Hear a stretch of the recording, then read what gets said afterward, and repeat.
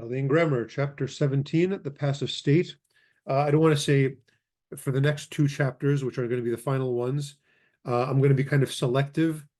The full Chaldean Grammar book is intended to be an introduction to the Chaldean language, the modern spoken Neo-Aramaic of the Chaldean people. However, towards the end of the book, starting in this chapter and in the next one, there's an introduction also to the classical, what's called Syriac, the classical scholastic Aramaic, that I am not going to put into these lectures. And so the sections in chapter 17 and chapter 18 that have to do specifically with the classical language, I'm just going to skip. And then chapters 19 and 20 are entirely about that, about the scholastic dialect. And so I'm not going to go into that at all. I don't know, maybe someday I'll do lectures on that, but not really planning on it right now. So we'll see how that goes. So chapter 17, the passive state. We talked about the active state in the previous chapter, similar in use to the active noun that is formed from the verbal root is the passive. That is, passive nouns can be used as adjectives as well as participles. The most observable sign of the passive form is a yod between the second and third radicals. We've already seen this in many examples, but let's take a look at it. Here's a strong verb, shaqal, to take. When you want to turn that into a passive noun or adjective, you put a hwasa, a yod with a dot under it, on between the second and third radicals, and then you add an alap at the end, and a skapa. So shaqal, shqila. So shaqal is to take, shqila is something that's taken. So if you compare it to what we learned last chapter, shaqal becomes shaqala or shaqola, a taker, shaqala. Shqila is taken. So I guess you can make a whole sentence like this. Shaqala, kshaqal, mindi shqila. The taker takes the taken thing. I'm just making things up, but just to show you that it's the same root that turns into an active noun, shaqala, a taker, and it can also become a passive noun, taken, shqila, shaqal, shqila. Zamar, zmira. So to sing, zamar, zmira is something that is sung. So zamara is a singer, zamar is to sing, zmira is something that is sung. Qatal, to kill, qtila, killed. Shaqal, shqila. Zamar, zmira, qatal, qtila. So you take the root, you insert a hwasa between the second and third radicals, and you add the a at the end. You go from a verb to a passive noun, and this can be used as an adjective as well. So qatal, to kill. Qatala is killer, or qatala, killer. Qtila, killed. And we can also do, like the active nouns, passive nouns can be made feminine or plural and can be used as adjectives. Zamar, zmira, something that's sung.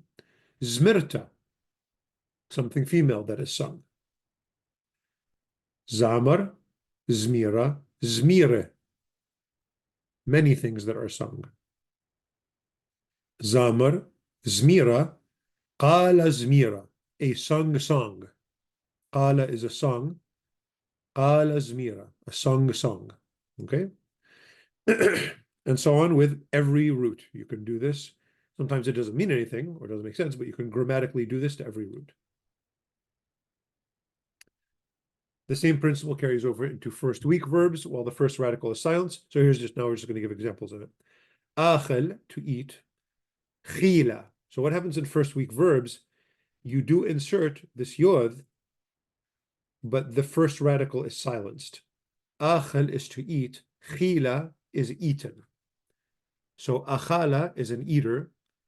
Achel eats. Chila, eaten.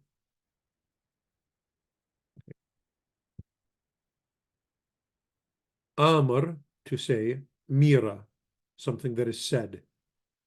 Yade, in the case of this yod, what happens is it gets hard. Ivia. Achel, chila. Amr, mira, the alab drops out. Yade, to know, the yod gets hardened. Yade, ivia. And that's what's going to happen with first yod verbs. And again, if it's something feminine that's being said, Amr, Mira, Mirta. Chi, Achel, Chila, Chilta. Something that is eaten. The yod vowel takes the place of the second radical in the hollow verbs, Nayech, Micha. So it's not between the second and third radical, it's just right in the middle for hollow verbs. Nayech, Micha. Qayim, Qima. Nayech is to rest. Micha is rested. Qayim is to stand. Qima is standing. Bayiz is to spill. Biza is spilled. Third week verbs have the yod vowel added to the feminine form. So here, qare, to read. It also means to call. Yeah, I'm going to call somebody. Qare. If you want to make it passive, something different happens with third week. It says it becomes qariya in the masculine. Qare, qariya. It's not qariya. It's qariya. There's a movement of the vowels here. But then in the feminine, it becomes qaritha. So it kind of goes back to normal when it's in the feminine. Mache, mechia, mchitha. So this one, I would pay special close attention to this form right here, the masculine right here. Qariya, qare, qariya. It's different than biza. Qare, qariya, qaritha. Mache, mechia, mchitha. Bare, to create. Birya, created. Britha, a created thing that is feminine. Now, another thing that I guess it's sort of worth saying, the word britha also means all of creation, the whole thing that's created. And so a feminized form like this can kind of stand for the concept, comprehensive, everything that this verb applies to in this passive state. Quadrilateral doesn't have the yod anymore. It just moves the vowels around. So let's take a look at this.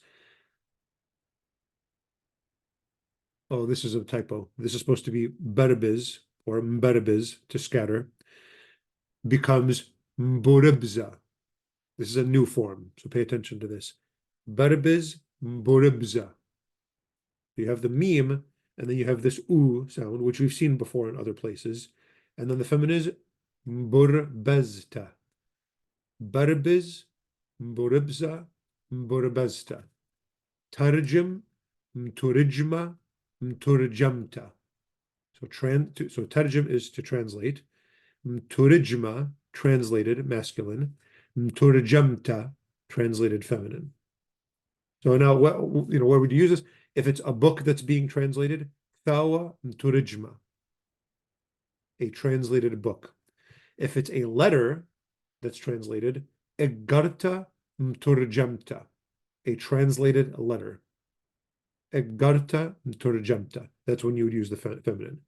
And if it's translated books, kthawe mturijme, and you'd use the plural form of this, and so on with all the rest of this stuff. Here's the intensive form, mbatal, mbutla, so it's just like these quadrilaterals. Mbatal, to stop. Mbutla is something stopped. Mbutalta, feminine, stopped feminine. Mbatal, mbutla, mbutalta. Mzamar, to chant. Mzumra, chanted. Mzumarta, chanted feminine. Mqadish, to sanctify. Mqudsha, mqudashta. See, they all take these same forms. Mbashil, mbushla, mbushalta. Mbutla, mzumra, mqudsha, mbushla. Mbutalta, mzumarta, mqudashta, mbushalta. Really all the same form that's happening here. Causatives have enough variation between strong and weak forms to require separate shots. Okay, so here we go. Mabhar, to enlighten. Mubahra, enlightened. Mubahra. So again, you have the mu, but it's happening with it's next to the meme in this case, not mushla mubahara, which we're used to in the causative that the vowel is right next to the meme, is on the meme. Mabhar, mubahara, mubharta. Ma'amid, to baptize. Mu'amdha, baptized. Mu'amadta, feminine baptized. Mashqal, to give. Mushaqla, given. Mushqalta, given feminine. Here's the first week causatives. Mochel, to feed. Mukhla, mukhalta, fed. Mukhla is fed. Mukhalta, fed feminine. Molip, to teach. Mulpa, taught, masculine. Mulapta, taught feminine. Morim, to lift. Murma, lifted. Muramta, lifted feminine. Mukhla, mulpa, murma. Mukhalta, mulapta, muramta. Causative hollow. Menich, to give rest. Municha, given rest. This word is also used, this adjective is used for somebody who's died. So kind of like rest in peace. Municha, munichta, for feminine. Maqar, to cool. Muqira, cooled. Muqirta. So the hollow, you have this hwasa showing back up again. Muqira, muqirta. Mamith, to make die. Mumitha, to somebody made to die. It's kind of a weird, probably rare that you would ever say that. Mumithta. Municha, muqira, mumithta. Munichta, muqirta, mumithta. The causative hollow. The causative third week. Maqre, to teach or to make somebody read. Muqriya, somebody who's taught. Muqretha. This is different. You see this?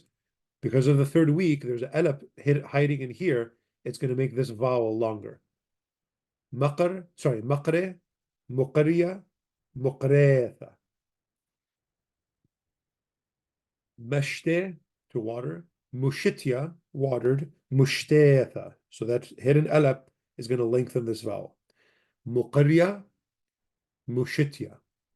Muqretha, mushtetha. The causative third week. Okay, so that's the passive form of all of these nouns and adjectives. Let's take a look at this helper verb, to remain. Passive nouns are often combined with this verb, piasha, to remain, to create a passive verb form. In this case, it can be translated as a variation of to be in the sense of being killed. So in English, we have this helper verb, he was being killed. So this is the main verb. This is called a helper verb. We've seen helper verbs before. So in the case of a passive construction like this, he was killed, he was being killed, there's a helper verb and then the main verb. This verb is hollow and this follows the parent. So in Chaldean, we don't use being killed. We use this word piasha, which the real meaning by itself is to remain, but it has this meaning of being killed. Let's take a look. It gives us this passive form. So here's the verb by itself. It means I remain. Present tense, kpeshin, kpeshan, kpeshit, kpeshat, kpayish, kpesha, kpeshuch, kpeshutun, kpeshi. That's the present tense. As usual, remove this to get the subjunctive, add bid to make it, here it is. Add a bid to make it future, add wa to make it unusual. It just works perfectly well as any other hollow verb. Kpeshin. So now how do you use it? You can say kpeshin qtila. I am being killed. So kpeshin, and then qtila, we just learned, is the passive form of qatil, is killed. Kpeshin qtila. I am being killed. If you want to say I was being killed, kpeshinwa qtila. And you can take any other verb and put it in place of qtila, I don't know, whatever.